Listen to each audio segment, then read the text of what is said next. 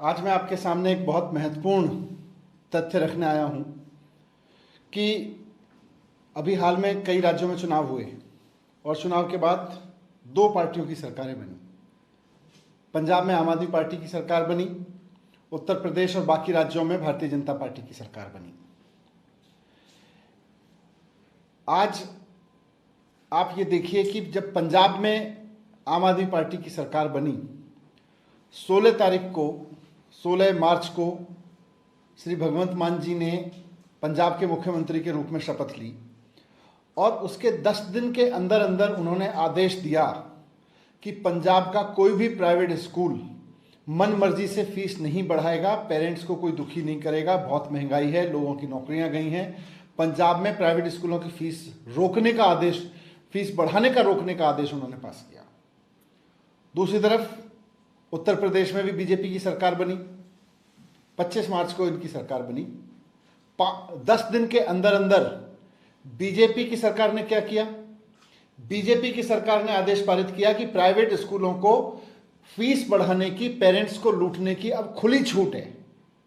एक तरफ आम आदमी पार्टी की सरकार बनती है उसी चुनाव में और पंजाब में आदेश पारित करती है कि प्राइवेट स्कूलों को मनमानी से फीस नहीं बढ़ाने दी जाएगी, और दूसरी तरफ भारतीय जनता पार्टी की उत्तर प्रदेश में सरकार बनती है और वो कहती है कि अब तो चुनाव हो गए, अब प्राइवेट स्कूलों को खुली छूट है फीस बढ़ाने की।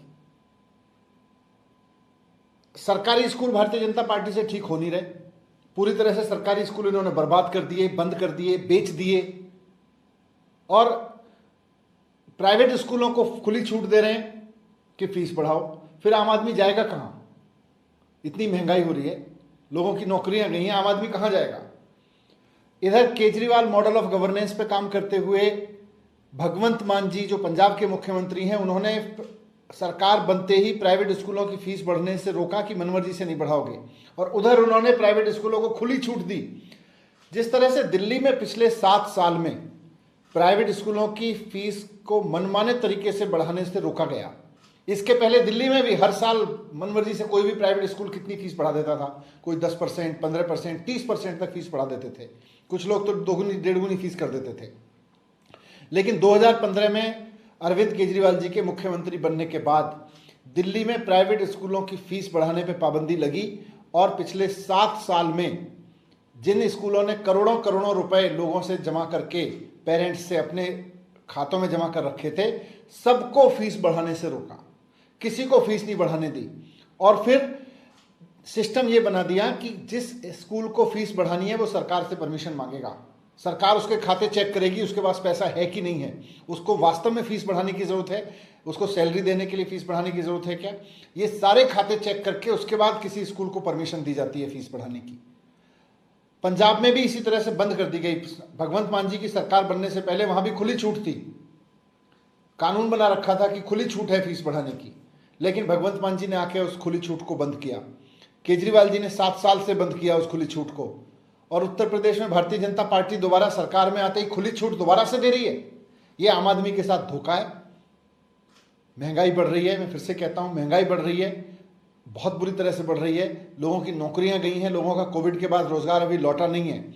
वो अपने बच्चों को पढ़ाएंगे, या तो सरकारी स्कूल इतने अच्छे कर दो कि उसके बाद लोग अपने बच्चों को चाहें तो सरकारी स्कूल में पढ़ाएं या प्राइवेट स्कूल में पढ़ाएं, बराबर की क्वालिटी की एजुकेशन मिले, फिर कोई झंझट नहीं है।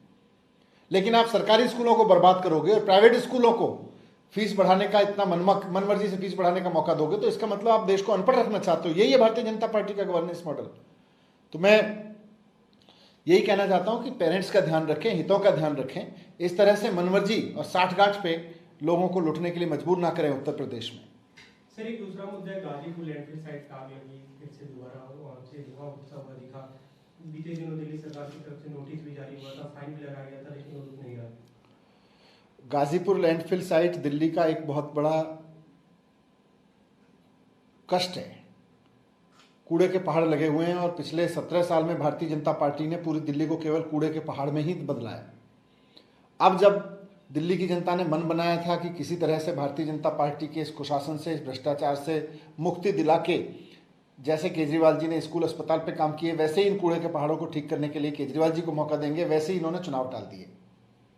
ये कूड़े के पहाड़ इनके भ्रष्टाचार की वजह से लगे हुए हैं, ये पैसा खाते थे उसमें।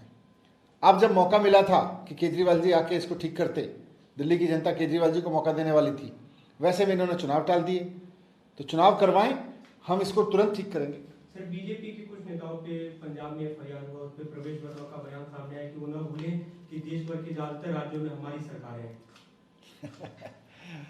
बचकानी हरकतें हैं इनकी।